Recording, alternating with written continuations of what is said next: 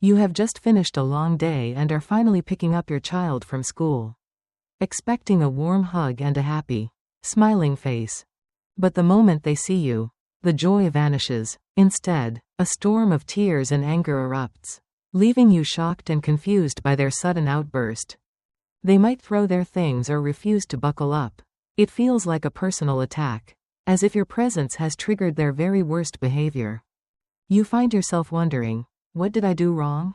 Is my child becoming spoiled? Or have they simply lost all respect for our family's rules? To make matters worse, the teacher tells you they were an absolute angel all day, following instructions and playing beautifully with every single one of their friends. This contrast feels like a heavy weight on your heart. It is exhausting to feel like you are the only one who receives their negative energy. You ask yourself the painful question, why does my child only seem to act out with me? Why is our reunion marked by such intense, unfair conflict? The words unreasonable and unfair echo in your mind as you drive home, feeling the heavy burden of a long day and an even longer evening. Before you let the frustration take over, take a deep breath. Science has a fascinating and comforting answer for this strange, daily behavioral phenomenon. This is not a sign of bad parenting or a difficult child.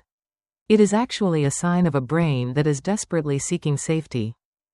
Let us step into the world of neuroscience to decode what is truly happening inside your child's developing mind during those difficult afternoon hours.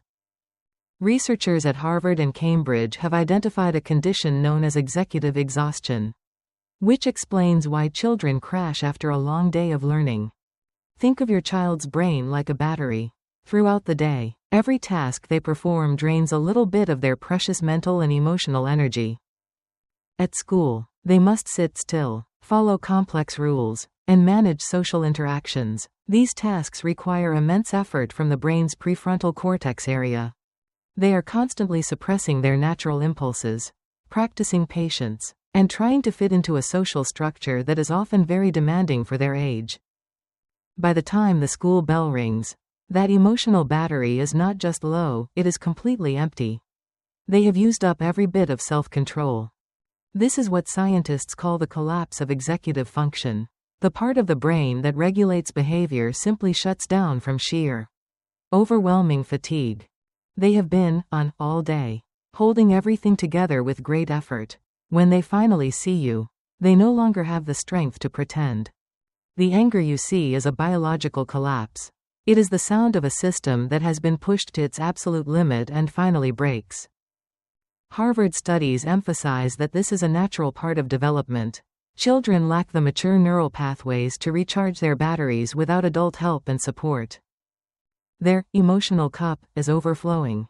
The stress of the day is spilling out because they simply cannot contain it within their small frames any longer. In this state, the emotional brain takes over. Logic and reasoning are offline, leaving the child in a primal state of fight, flight, or big emotions.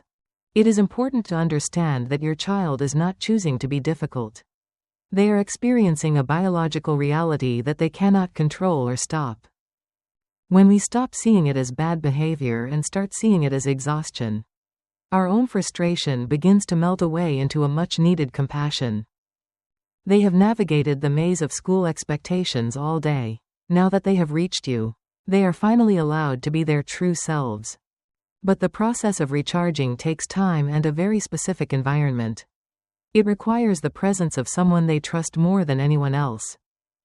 This leads us to the most beautiful and heartbreaking part of this mystery: why they choose you to be the target of their emotional release. It is not because they love you less, but because they love you so much that they feel safe enough to completely fall apart. This is the paradox of trust. Your presence acts as the key that unlocks the pressure cooker of emotions they have been carrying all day long. They have finally made it to their safe haven. They can finally let go of the heavy weight of being good and just be heard. Imagine a pressure cooker that has been simmering all day. When you arrive, you are the hand that finally opens the safety valve for them. The explosion isn't about you, it is about the safety you provide. You are the only person they trust enough to see their raw vulnerability. In psychology, this is called psychological safety. It is the absolute certainty that they will be loved even when they are at their absolute worst. Notice how they often cling to you even while they are acting out. Their body is seeking your grounding energy to help them find balance. You are the safe harbor. The storm happens because the boat has finally reached a place where it is no longer in danger of sinking. Research from the University of Minnesota shows that this release is a healthy sign of a secure attachment between a parent and their child. We see this in the animal kingdom too. Young animals return to their mothers to process fear and stress after facing the challenges of the world. By allowing them to cry, you are helping them regulate their nervous system. You are acting as their external brain until they can manage themselves. Think of their meltdown as a silent compliment. They are saying, "I trust you enough to show you my pain, my exhaustion, and my struggle." They have been wearing a mask for 8 hours. With you, they can finally take it off and breathe, even if that breath is a sob. This is the true beauty of parenthood. Being the person who can hold the broken pieces together until the child feels whole and strong again. Once the wave of emotion passes, the child often becomes incredibly sweet and calm, as if a great weight has been lifted from them. This release is necessary for their mental health. Without it, the stress would stay trapped inside, causing even deeper issues for their development. So, when the screaming starts, remember, you are the safe haven. You are doing something right simply by being there to receive their storm. It requires a shift in our own perspective. We must see the child's struggle as a call for help rather than a challenge to our authority. This connection is what builds long-term resilience. They learn that they don't have to face their big feelings alone because you are always there. The safety you provide allows their nervous system to move from a state of high alert back into a state of rest and recovery. This is why they don't act out with strangers. They don't trust them enough to hold their heart while it is breaking into small pieces. Understanding this changes everything. Now, let's look at practical ways to handle these moments with grace and keep your own peace of mind. The most common mistake we make is reacting to their anger with our own. When two storms meet, the damage to the home is doubled. Instead of joining the chaos, try the first 15 minutes rule. Commit to being a silent, supportive presence during the initial transition from school. Offer a snack or a drink immediately. Often, low blood sugar combined with mental exhaustion makes the emotional outbursts even more intense and difficult. Avoid asking, "How was your day?" right away. Their brain is too tired to process questions or narrate events. Silence is a gift of rest. Follow this simple strategy. First understand the cause. Then maintain silence. And finally connect through physical touch or a very gentle, soft word. Get down on their level. Physical proximity and eye contact that says, "I am here," can do more than 1,000 words of logic. A gentle touch or a long hug can help lower their cortisol levels. It tells their body that the danger is over and they can relax. Be the anchor. Your child is the storm, and they need you to stay firm and unmoving so they can find their way back home. Remind yourself, "My child has had a very long day." This simple thought helps you access your empathy instead of your own defensive anger. Create a transition space at home. A quiet corner or a few minutes of unstructured play can help their brain shift gears without any pressure. Validate their feelings without judging them. Say things like, "I can see you've had a big day, and it's okay to feel tired and frustrated." Don't try to teach a lesson while they are in the middle of a meltdown. Wait until they are calm and their brain is receptive. Keep evening routines simple. After a day of rules and structure, they need an environment that feels easy, predictable, and full of unconditional love. Your calm is contagious. When you stay regulated, you provide a blueprint for their brain to follow, teaching them how to handle stress over time. It takes patience and practice.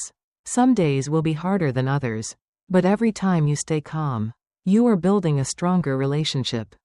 By changing your perspective, you turn a moment of conflict into a moment of deep connection that will last a lifetime for both of you. Remember, the goal is connection, not correction. In these vulnerable moments, let the discipline wait for a time when they can actually learn. You will be amazed at how quickly they bounce back when they feel truly seen and understood by the person they love the most. This is the work of a hero. You are holding the space for a growing soul to learn how to navigate the complex world of human emotions. As the day ends and your child sleeps peacefully, take a moment to acknowledge the incredible job you are doing as a loving parent. The outbursts will eventually fade as their brain matures, but the memory of your unwavering support and safety will stay with them forever. The next time the storm hits at the school gate, smile secretly to yourself. It means you have successfully built a home for their heart. You are not just raising a child, you are protecting a brain that is learning how to be human in a very demanding and fast-paced world. Thank you for being the person they can lean on. Your patience is the foundation of their future happiness and their emotional well-being.